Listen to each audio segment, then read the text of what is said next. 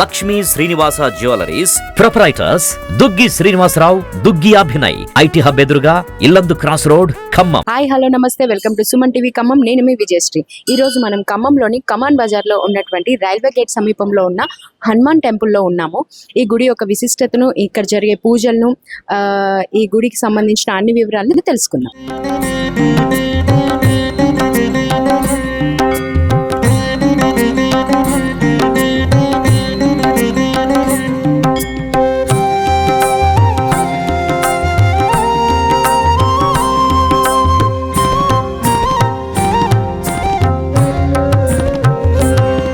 ఈ గుడికి సంబంధించిన వివరాలన్నీ ఇక్కడ అర్చకులను అడిగి తెలుసుకుందాం. నమస్తే అండి, మీ పేరు? నా పేరు భగవాన్ శర్మ. ఓకే, మీరు ఎన్ని ఇయర్స్ నుంచి ఇక్కడ గుడిలో చేస్తున్నారు? ఒక 6 సంవత్సరాల నుంచి మా పెదనాన్నగారి తరపున నేను ఇక్కడ పనిచేస్తున్నాను. చెప్పండి సార్, ఈ గుడి యొక్క విశిష్టత ఏంటి? వాగర్ధాయవ సంపృక్తౌ వాగర్ధ ప్రతిపత్తయే జగతః పితరౌ వందే పార్వతీ పరమేశ్వరు. ఈ జగత్తన్నిటినీ కూడాను పరిపాలించేటువంటి పార్వతీ పరమేశ్వరు అనేటువంటి వారి యొక్క తనయుడైనటువంటి శ్రీ హనుమాన్ టెంపుల్ ఖమ్మం పట్టణంలో మధ్య రైలు గేట్ వద్ద వేంచేసి ఉన్నటువంటి శ్రీ అభయాంజనేయ స్వామి వారు రావి చెట్టు అనేటువంటి ఒక వృక్షములో స్వామివారు అభయముక్తిగా, అంటే స్వామివారు భక్తులకు అభయమిస్తూ, అదే విధముగా స్వయంభూగా అంటే తనంతట తానే కైలాసము నుంచి విచ్చేసి స్వామివారు ఇక్కడ ఉద్భవించడం అనేటువంటిది మహత్తరమైనటువంటి సన్నివేశము.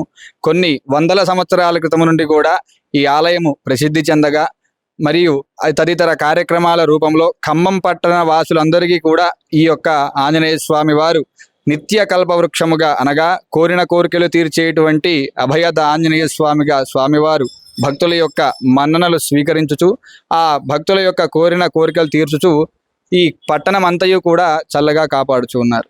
అదే విధముగా ఈ ఆలయమున సిద్ధి బుద్ధి సమేత వరసిద్ధి వినాయక స్వామి వారు, బాలా త్రిపుర సుందరి సమేత రామలింగేశ్వర స్వామి వారు, వల్లి దేవసేన సమేత సుబ్రహ్మణ్యేశ్వర స్వామి వారు, అదే విధముగా ఇంకొక రావి చెట్టు అనగా రావి వృక్షమునందు సుబ్రహ్మణ్యేశ్వర స్వామి, గణపతి కూడా స్వయంభూగా ఉద్భవించడం అనేటువంటిది ఇక్కడ చాలా మహత్తరమైనటువంటి సన్నివేశం. ఈ ప్రకారముగా ఈ ఆలయమునందు విశిష్టతగా ఒక్కొక్క వారము నాడు ఒక్కొక్క విశేష కార్యక్రమాలు, అదేవిధంగా అర్చనలు, అభిషేకాలు నిరంతరము, ప్రతి మంగళవారము అన్నదాన కార్యక్రమము, ఇలా మహత్తరమైన ధర్మ కార్యక్రమాలు అనేటువంటివి ఈ ఖమ్మం పట్టణంలో అత్యంత అధికముగా జరిగేటిది మా ఆలయంలోనే. ఆ విషయం మేము చెప్పుకోవడానికి చాలా గర్వపడుతున్నాం కూడా. అదే విధముగా ఈ ఆలయములో వచ్చినటువంటి భక్తులు రుణ బాధలు కానీ, అలాగే తమ యొక్క కార్యాలు ఎటువంటి పనులైనా సరే పూర్తవ్వాలన్నా, అసాధ్య సాధక స్వామిన్ అసాధ్యం తవకిం వద, అంటే మనుషు రూపంలో పుట్టినటువంటి వాడి పని, అంటే ఆ పని వాడి వల్ల కాదనుకున్నది కూడా ఈ స్వామివారికి నమస్కారం చేసుకుంటే పని జరుగుతుందండి. అదే విధముగా ఈ ఆలయంలో నిత్యము స్వామివారికి తమలపాకులతో స్వామివారికి అర్చన చేస్తారు. దానినే ఆకు పూజ అంటారు. ఏ విధంగా అంటే లంక నుంచి స్వామివారు ఆ యొక్క సీతామ్మవారి యొక్క అన్వేషణ పూర్తి చేసుకుని పలానా చోట సీతామ్మవారు ఉన్నది అని తెలియజేసిన సమయమున ఆ యొక్క వనమునందు స్వామివారికి సన్మానం చేయటం కోసమని జాంబవంతుడు అనేటువంటి వాడు ఆ అడవిలో మరి పూలు పుష్పాలు ఇప్పుడు ప్రస్తుత కాలం ప్రకారం ఏం దొరకవు కాబట్టి స్వామివారికి తమలపాకులతో సన్మానం చేస్తారు. అందుకని ఈ ఆంజనేయ స్వామి వారికి విశేషముగా ఆకు పూజ అనేటువంటిది ప్రీతి. ఈ ప్రకారముగా మా ఆలయంలో ప్రతి మంగళవారం కూడా ప్రతి అన్నదానం జరుగుతూ ఉంటుంది. దానిలో కర్త కర్మ క్రియ అనేటువంటి వాళ్ళు 3 ఉన్నారు.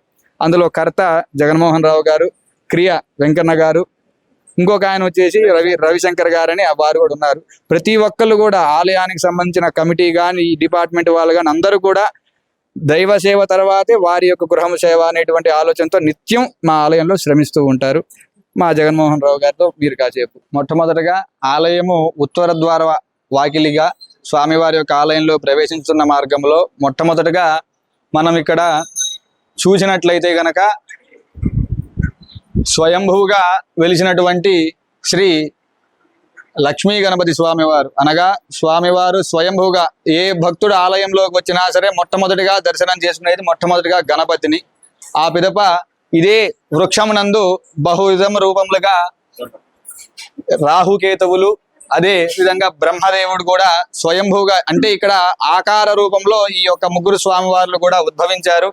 అదే ప్రధానంగా ఆలయంలోకి వచ్చిన పిదప ఇదిగోండి రాహుకేతువులు, బ్రహ్మదేవుడు, సుబ్రహ్మణ్యేశ్వర స్వామి, అంటే స్వామివార్ల యొక్క రూపాలు ఈ యొక్క వృక్షములో ఆవిర్భవించబడ్డాయి.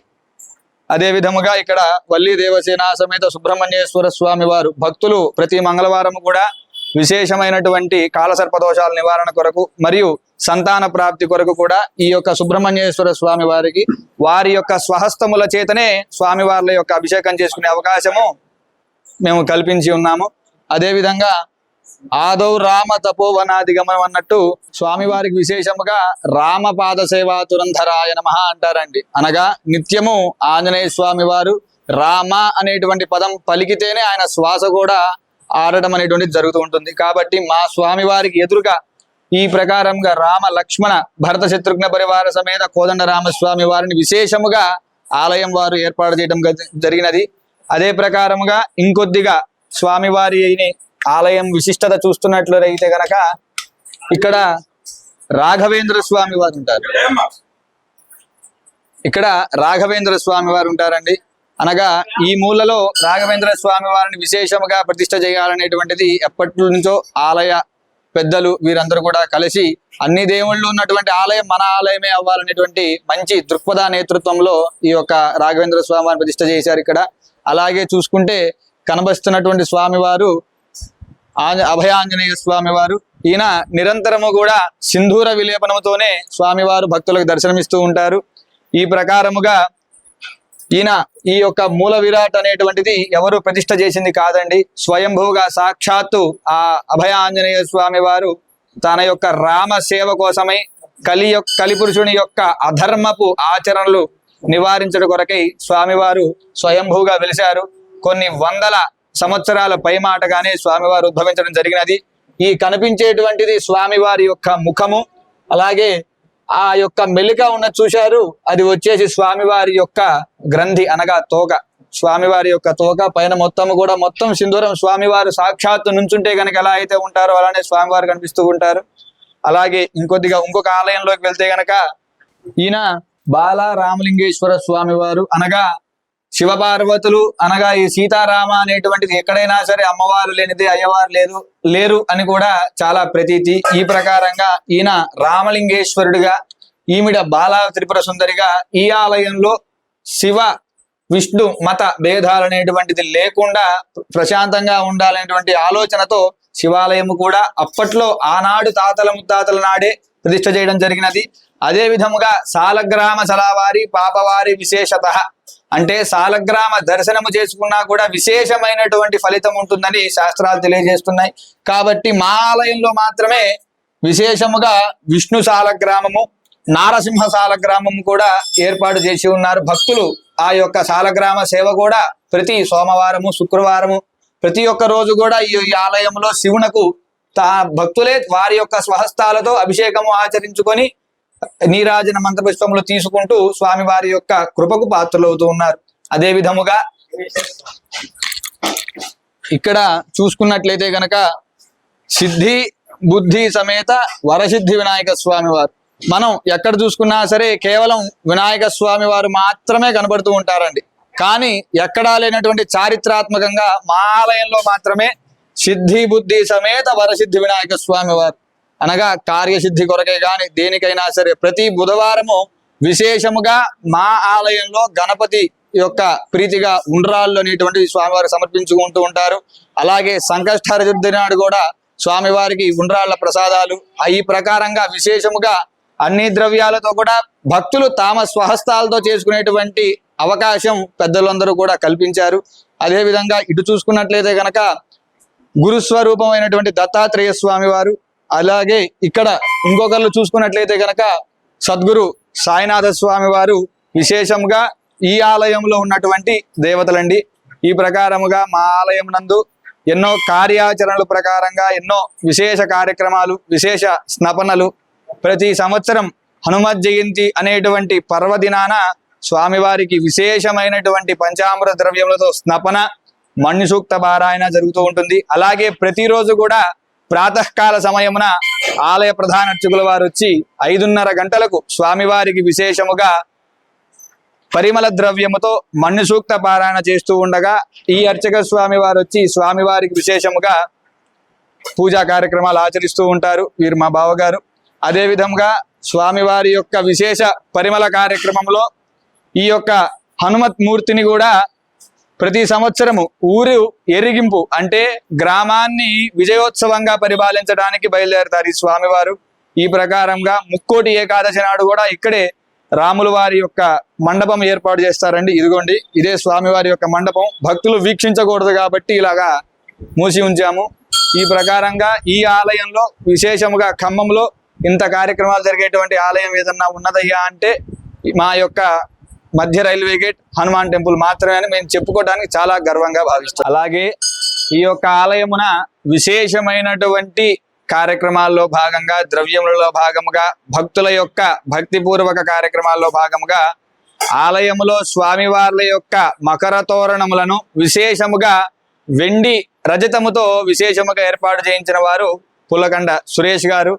అంటే వారు ఇప్పుడు ప్రస్తుతం చైర్మన్ పదవిలో ఉన్నారు కాబట్టి వారు ఏర్పాటు చేసినటువంటి వెండి తోరణాలు కనుక చూసినట్లయితే మహాద్భుతముగా ఉంటారండి. సాక్షాత్తు ఆ గణపతే గనక కూర్చుంటే ఏ రకంగా ఉంటారో ఆ రకంగా ఉంటారు. చూస్తూ ఉంటున్నారు మీరు.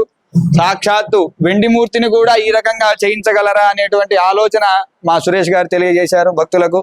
అలాగే ప్రతి మంగళవారం కూడా విశేషముగా అన్నదాన కార్యక్రమం అనేటువంటిది మా ఆలయంలో జరుగుతున్నది. దానికి సూర్య చంద్రులు ఉదయించినంత కాలము ఏ రకముగా మా భక్తులందరూ కూడా ఆకలి అనేటువంటిది ఆలోచనలో ఉంటారో దాన్ని నిర్మూలించడానికి భక్తులందరూ కూడా ఆకలితో వెళ్ళకూడదు అనేటువంటి ఆలోచనతో ఒక నేతృత్వ దృక్పథంతో మా జగన్మోహన్ రావు గారు అనేటువంటి ఈయన ఈసారి నాకు తెలిసి 1వ తరగతి ప్రారంభమైన దగ్గర నుంచి కూడా ఈ ఆలయానికి వస్తూ ఉంటారండి. అలాగే అదే విధముగా ప్రతి మంగళవారము వచ్చిన భక్తుడు అనేటువంటి వాడు ప్రసాదం స్వీకరించకుండా వెళ్ళకూడదు అనేటువంటి ఆలోచనతో తక్కువలో తక్కువగా ఎక్కువలో ఎక్కువగా సుమారుగా ఒక 500 మందికి లోపు 500 పైమాట అనేటువంటి స్కేల్ మీద భక్తులకు అన్నదాన కార్యక్రమం జరిపిస్తూ ఉంటారు. ఈయనే ఆ యొక్క కార్యక్రమంలో మొట్టమొదటి నేతృత్వం వహించేటువంటి ఆయన. మా దేవాలయం నందు మరియు తదితర కార్యక్రమాల రూపంలో కూడా ప్రతి పూర్వభాద్ర నక్షత్రమునకు మన్యు సూక్త హవనము, అలాగే దసరా నవరాత్రులకు ఆ దసరా నవరాత్రుల నాడు బోనాల పండుగ అనేటువంటి విశేషముగా కార్యక్రమాలు ఈ ఆషాఢ మాసంలో కానీ శాకంబరి అలంకారాలు ప్రతి ఒక్కటి కార్యక్రమాలు అనేటువంటి తప్పకుండా చేయాలనేటువంటి ఆలోచనతో మా కమిటీ వాళ్ళు కానీ డిపార్ట్మెంట్ వాళ్ళు కానీ వచ్చే భక్తులందరూ కూడా దేవుడి తర్వాతే ఏ పనైనా అనేటువంటి ఆలోచనతో కొనసాగుతూ ఉన్నారు.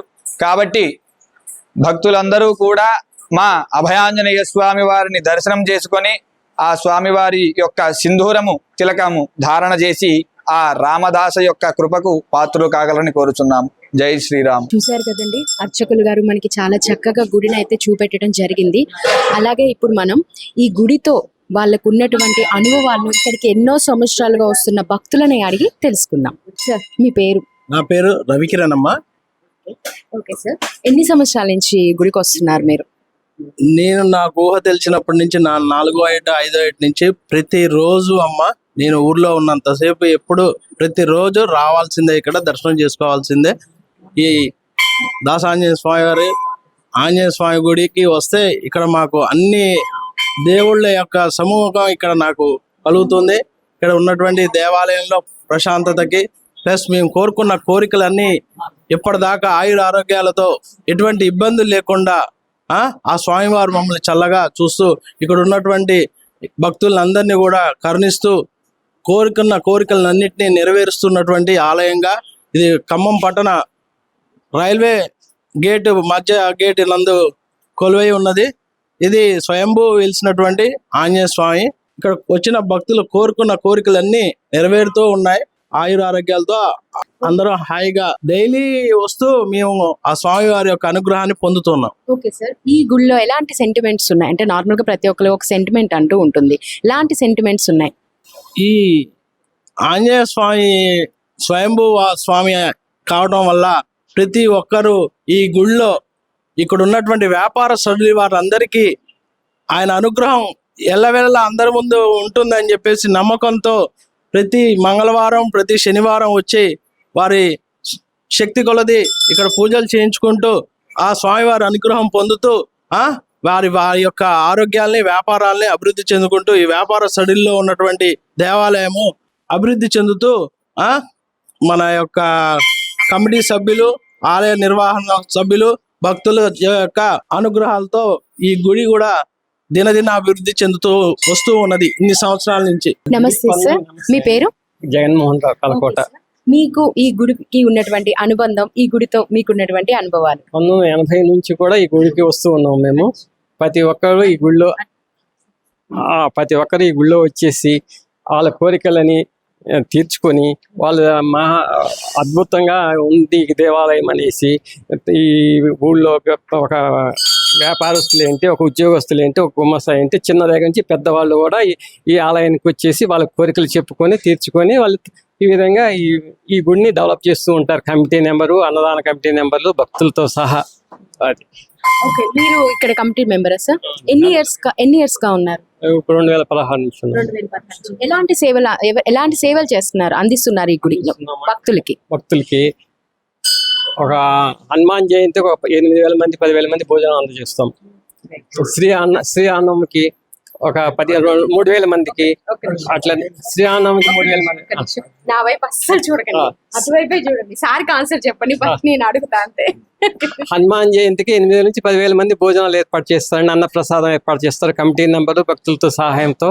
అందులో తర్వాత శ్రీరామనవమికి, ముక్కోటికి భక్తులు బాగా వస్తూ ఉంటారు. ఆ భక్తుల యొక్క సహకారం, కమిటీ సహకారంతో అందరూకి సంబంధించిన అన్నప్రసాదాలు ఇక్కడ బాగా జరుగుతూ ఉంటాయి. ప్రత్యేక కార్యక్రమాలు అంటూ ఎలాంటివి నిర్వహిస్తారు గుడిలో అంటూ ప్రత్యేకంగా కొన్ని కార్యక్రమాలు నిర్వహిస్తారు? ఇలా ముక్కోటి రోజు బాగా జరుపుతాం. అభిషేకాలు ఉంటాయి స్వామికి. అభిషేకాలు, గోత్రనామాలతో అర్చకులు బాగా ఈ గుడిని బాగా డెవలప్ చేసినారు. తర్వాత శ్రీరామనవమికి కళ్యాణాలు జరుగుతాయి. శివాలయంలో శివుడికి కళ్యాణం జరుగుతుంది. తర్వాత గురు పౌర్ణమి చేస్తారు. ఇక్కడ భక్తులు బాగా వస్తూ ఉంటారు. వాళ్ళందరూ కోరికలు కోరిన తీర్చడం వలన అందరూ సహకరిస్తూ ఉంటారు, నమ్మకంతో చేస్తారు.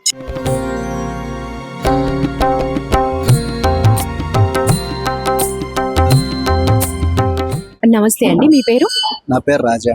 ఓకే సార్, మీరు ఇక్కడ? నేను ఇక్కడ అర్చకున్నా, ప్రధాన అర్చకున్నా. ఈ 2010లో ఈ గుడిని పునర్నిర్మాణం చేశారని చెప్పారు. సో ఆ టైంలో ఎలాంటి కార్యక్రమాలు చేశారు, దానికి ఎవరెవరు సహాయం చేశారు, ఏంటి? గుడి 2007కి ముందు ఎలా ఉండేదంటేనమ్మా, రోడ్డుకి అంటే చాలా కిందకి ఉండేది. చిన్న వాన వచ్చినా సరే మొత్తం స్వామివారితో సహా మునిగిపోయేది. శివాలయంలో శివుడు కనబడేవాడు కాదు, అంతలాగా కిందకు ఉండేది డౌన్లోకి. తర్వాత దేవత రాజారావు గారు చైర్మన్ అయిన తర్వాత అప్పుడు ఆయన పూనుకొని భక్తులందరినీ సహాయ సహకారాలు తీసుకుని దేవాలయం ఆధునీకరణ చేయడం జరిగింది.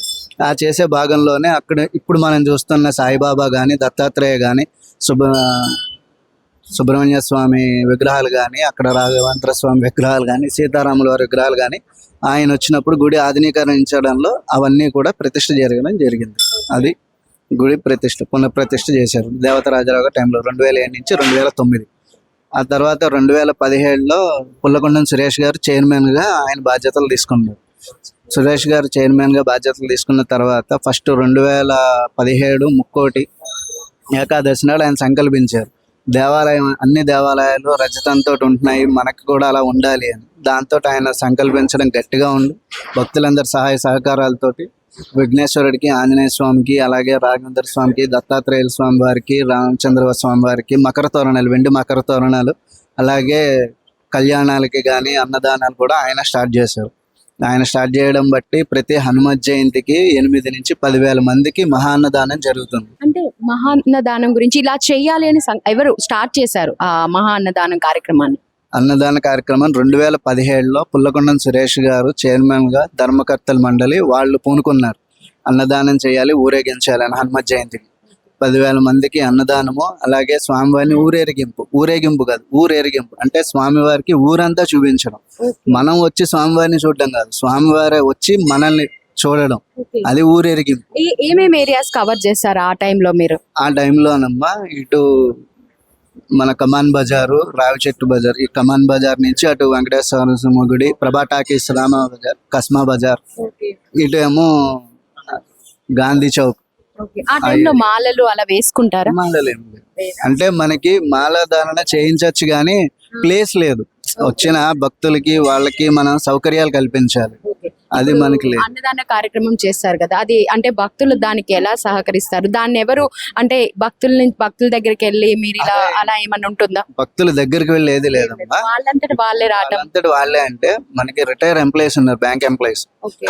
కలకోట జగన్మోహన్ గారు అని, బెల్లంకొండ రవిశంకర్ గారు, వెచ్చా వెంకటేశ్వరరావు గారు అని 3 స్నేహితులు. ఓకే. వాళ్ళు రిటైర్ అయిపోయి ఉన్నారు. ఓకే. వాళ్ళు పూనుకున్నారు, మేము ఉండి అన్నదానం చేద్దామండి. అన్నదానం చేయడం వల్ల ఏంటంటే మనం ఏదో స్వామివారికి ఈవేళ అన్నదానం 100 రూపాయలు ఇచ్చామని బోర్డు మీద రాసుకోవడం కాదు. ఇక్కడ అన్నదానం అసలు గుడిలో అన్నదానం చేసే కార్యక్రమం ఎందుకయ్యా అంటే స్వామివారికి శక్తి పెరుగుతుంది. ఎంత అన్నదానం జరిగితే, ఏ దేవాలయం అయినా సరే అన్నదానం అనేది జరిగితే గుడిలో ఉన్న మూలమూర్తికి ఎవరైతే ఉంటారో మూలమూర్తి స్వామి వాళ్ళకి శక్తి పెరుగుతుంది. అంత చేసే అన్నదానం వల్ల. దాని గురించి అన్నదానం, వాళ్ళ అన్నదానానికి పూనుకుని వాళ్ళు 3 ముందుండి నడిపారు. వాళ్ళని చూసి, వీళ్ళు చేసే సేవను చూసి భక్తులు స్వచ్ఛందంగా వాళ్ళంతటి వాళ్ళు వచ్చి మేము ఇది ఇస్తాం, మేము ఇది చేస్తాం, మేము వచ్చేస్తాం, సర్వీస్ చేస్తాం, వాళ్ళంతటి వాళ్ళు వచ్చారు. ధనవస్తు రూపేణ కానీ వస్తు రూపేణ కానీ ఏదైనా వాళ్ళు వచ్చి వాళ్ళంతటి వాళ్ళు స్వామివారి మీద ఉన్న నమ్మకంతో వాళ్ళు చేసింది తప్ప మనం వెళ్ళి ఒకళ్ళని అడిగింది లేదు, ఇది కావాలి అని అడిగింది ఏ రోజు లేదు. వాళ్ళంతటి వాళ్ళు వచ్చి చేసింది. సార్, ఇప్పుడు అన్నదానం అంటే నార్మల్ గా ఎవరైతే విరాళాలు ఇస్తున్నారో వాళ్ళు, లేదంటే భక్తులు వస్తారు వాళ్ళకేనా, లేదంటే బీదలకి టెంపుల్స్ బయట ఉంటారు అలాంటి వాళ్ళకి ఎలా ఎలా ఎలా ఎవరికి చేస్తారు? మా గుడి యొక్క ముఖ్య ఉద్దేశం అన్నదాన కార్యక్రమం జరగాల్సింది బీదలకి, పేదలకి, ఆపన్నులు ఎవరైతే ఉంటారో, ఆకలితో ఎవరైతే ఉంటారో వాళ్ళ కోసం మొదలు పెట్టింది. ఆ టైంకి ఇక్కడ ఎవరున్నా సరే, వాళ్ళు భక్తులే కావచ్చు, పేదవాళ్లే కావచ్చు, ఉన్నవాళ్లే కావచ్చు, లేని వాళ్ళే కావచ్చు, ఆ టైంకి ఎవరుంటే వాళ్ళందరికీ కూడా కాదనకుండా పెట్టడమే మా పద్ధతి. మా ముఖ్య ఉద్దేశం మెయిన్ పేదలకి ముందు కడుపు నింపాలి, స్వామివారి ప్రసాదం ఇక్కడ ఉన్న వాళ్ళందరికీ అందాలి. అది మా ముఖ్య ఉద్దేశం. ఇక్కడ ఏమైనా సాంస్కృతిక కార్యక్రమాలు, భజన కార్యక్రమాలు అలాంటివి ఏమైనా నిర్వహిస్తారు? ఒకవేళ నిర్వహిస్తే ఎలాంటి టైంలో ఉంటుంది అవన్నీ? ఇక్కడ ప్రతి మంగళవారం భక్తులు వాళ్ళ ఇష్టానుసారం హనుమాన్ చాలీసా చేస్తాం 41 సార్లు. అది భక్తులు వచ్చి వాళ్ళు చేయించుకుంటాం. మార్నింగ్ 9 నుంచి 11:30 వరకు ఉంటుంది. 41 టైమ్స్ చేస్తాం. అది అయిపోయిన తర్వాత అన్నదాన కార్యక్రమం మొదలవుతుంది. ఇంకా ప్రత్యేకమైన దినాలంటే ఇప్పుడు ముక్కోటి, హనుమాన్ జయంతి ఉన్నప్పుడు కూడా వీలుని బట్టి పొద్దున్న సాయంత్రం కూడా హనుమాన్ చాలీసా జరగడం అనేది జరుగుతూ ఉంటుంది. అది 21 సార్లు కావచ్చు, 41 సార్లు కావచ్చు, ఏదైనా భక్తులు వాళ్ళ ఇష్టానుసారంగా ఇక్కడ వాళ్ళకి ఎప్పుడైతే నచ్చినప్పుడు వారం కానీ ఒక శనివారం రోజు కానీ చాలీసా అనేది పెట్టించుకుంటూ ఉంటారు. అప్పుడు 41 టైమ్స్ చేస్తాం.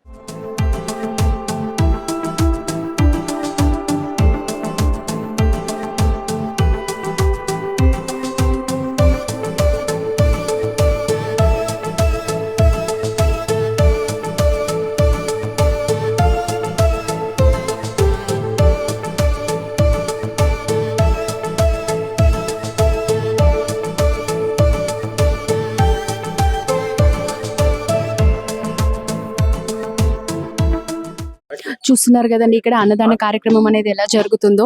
అంటే కేవలం భక్తులకనే కాదు, నిరుపేదలకి, ఇక్కడ బయట పనులు చేసుకునే వాళ్ళకి, ప్రతి ఒక్కరికి కూడా వాళ్ళకి కావాల్సిన, అంటే ఏదో రైస్ పెట్టామా, కర్రీ వేసామా అని ఆ లెవెల్లో కాకుండా అన్నదానం ప్రతి ఒక్కటి, స్వీట్ కానించి, రైస్ కానించి, పులిహోర కానించి, అన్ని రకాల వెరైటీస్ ఆఫ్ ఐటమ్స్ పెట్టి మరి వాళ్ళకి అన్నదానం అనేది చేస్తుంది. ఓకే సార్, ఇక్కడ ప్రతి మంగళవారం అన్నదానం అనేది చాలా బాగా నిర్వహిస్తారని తెలిసింది. చాలా గొప్ప అన్ని ఐటమ్స్, చాలా రకాల ఐటమ్స్ తో పెడతారు అని చెప్పేసి విన్నాము. బయట కూడా చాలా టాక్ ఉంది. ఏమేమి ఐటమ్స్ ఉన్నాయి ఇవాళ? స్పెషల్స్ ఏంటి? స్పెషల్ వైట్ రైస్ అండి, ఓకే, తర్వాత మామిడికాయ పప్పు, ఓకే, తర్వాత పులిహార, చక్కెర పొంగలి, ఓకే, తర్వాత ఈ వంకాయ కూర, జిలేబీ, సాంబారు, పెరుగు, ఈ ఐటమ్స్ ఒక మ్యారేజ్ కి కానీ ఒక ఫంక్షన్ జరిగే విధంగా ఈ రోజు ఒక హిందూ భోజనాలుగా ఏర్పాటు చేస్తాం ప్రతి మంగళవారం. అంటే ప్రతి మంగళవారం ఇలాగ ఉంటుందా, లేదంటే ఇవాళ ఏమన్నా స్పెషల్? ఇవాళ స్పెషల్ ప్రతి మంగళవారం ఇలానే ఉంటుంది. దాదాపు 400 నుంచి 500 మెంబర్స్ వస్తూ ఉంటారు ఎక్కువగా. అందులో ఈ ఖమ్మం టౌన్ లో ఇంత మంచిగా పెట్టేది మా ఒక ఆంజనేయ స్వామి టెంపుల్ లోనే.